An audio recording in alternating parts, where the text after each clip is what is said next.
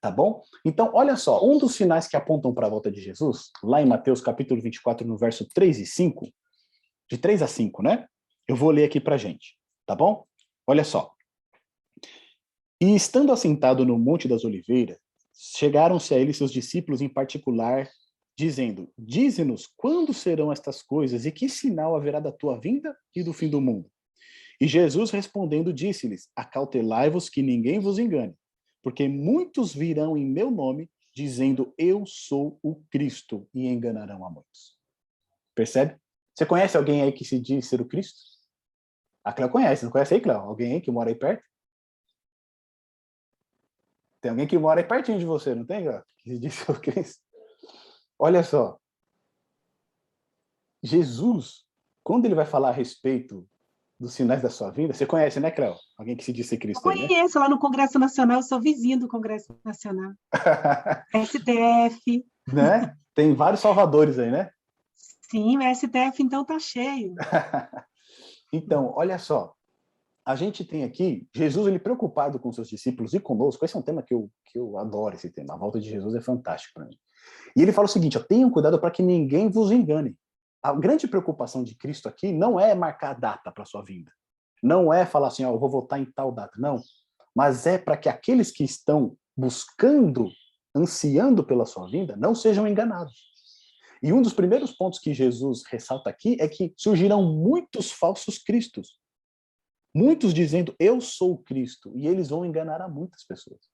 Quando a gente olha para a história, a gente tem uma série de pessoas aí, né, que receberam aí visões, etc., e falavam que eles eram o próprio Cristo. A gente tem o Henri Cristo lá também, dizendo ele ser o próprio Cristo.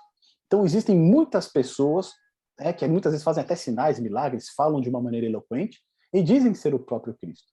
E Jesus disse que no final dos tempos, isso seria ainda mais frequente. Tá certo? O segundo ponto que nós vamos ver está no verso 6. Quem que pode ler o verso 6 para a gente? Por favor. Ouvireis falar de guerras e de rumores de guerra. Atenção. Que isso não vos perturbe, porque é preciso que isso aconteça, mas ainda não será o fim. Olha aí. Jesus, ele diz o quê? Que um outro sinal da sua vinda é o quê? São as guerras e rumores de guerra. Não é isso? Se a gente olhar desde do século, né, 20, né, a gente pode dizer que no século 20 a gente entrou na era das guerras, né? Porque existiam muitas guerras anteriormente, mas elas eram assim, em grande escala, né? Mas geralmente você tinha um poder dominador. Depois que o Império Romano se desfragmentou, né, e a gente entrou na Idade Moderna, aí pipocaram uma série de guerras. Né? Primeira Guerra Mundial, Segunda Guerra Mundial, o Oriente Médio vive em guerra por ali. Né? A gente está tendo agora o caso do Talibã, lá agora que assumiu de novo o Afeganistão, né? Botou os Estados Unidos para correr. Então você tem guerras e rumores de guerra. Inclusive hoje, né, fazem 20 anos que caíram as Torres Gêmeas, né, que foi algo que mudou a história moderna como a gente conhece. Né? O terrorismo ganhou a pauta. Na verdade, o Afeganistão está tão famoso hoje justamente por conta do evento de 11 de setembro. Então a gente percebe que Cristo ele diz o seguinte, ó, haverá o quê? Ouvireis de guerras e de rumores de guerra. Mas que nem a Cléo leu para a gente ali, ele diz o seguinte, ó, mas não se assustem, não fiquem preocupados com isso. Por quê? Porque é necessário que isso aconteça. Mas ainda não é o fim. Então Jesus percebe que ele dá uma cadenciada aqui, ele fala, vocês vão ouvir falar de guerras e de rumores de guerra, mas calma, ainda não é o fim. Ou seja, não é porque estourou uma guerra ali que você, não, agora é o fim do mundo, vai acabar tudo, Jesus está voltando, né? Ele fala, calma, ele dá uma cadenciada, mas ele fala que isso é um dos sinais da sua vida. Depois, olha lá, no versos 7 e 8, quem, por gentileza, gostaria de ler para a gente, quem ainda não leu, eu gostaria de ler os versos 7 e 8 para a gente.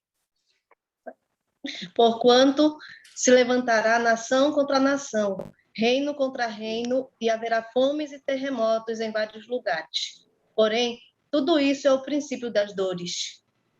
Olha só, obrigado, Elma. Olha lá. Então a gente vê nação contra nação, reino contra reino, haverá fomes, pestes. O que a gente está enfrentando agora neste momento? Uma peste, né? O texto paralelo aqui de Mateus 24, lá em Lucas 21, ele vai chamar pestes de epidemias, né? E tirando, logicamente, a coronavírus, que é a escala, né, global, a gente teve uma série de epidemias também aí nos últimos anos, né? O Ebola ressurgiu aí alguns anos atrás com força total lá na África, se espalhou por alguns lugares. Então, Cristo também, ele nos atenta falando que haverá fomes, pestes, terremotos em vários lugares. E hoje, se você parar para pensar um pouquinho, nós nunca fomos tão ricos, tivemos tanta fartura e tantas pessoas morrendo de fome. Não é? Então, isso, Cristo está falando que essa escala ela vai aumentar. Só que, de novo, ele cadencia. Ele diz assim, ó, mas todas essas coisas são o quê? Os princípios das dores. E é muito interessante que os profetas do Antigo Testamento, eles vão... e o próprio Jesus, ele vai comparar sua vinda como as dores de parto. Né? As mulheres aí, que é a maioria no nosso estudo, elas sabem bem como é que é isso, né? Aquelas que já foram mães, né? Quando começam as contrações, elas têm um espaçamento maior, né? Mas conforme o bebê vai chegando, elas começam a ficar cada vez mais rápidas, o intervalo menor e mais intensas. Né? É isso que os sinais da volta de Jesus, eles representam. Né? E sempre tivemos terremotos, sempre tivemos guerra, sempre tivemos fome no mundo, mas perto da volta de Jesus, essas questões elas vão ficar mais evidentes, mais comum e mais forte.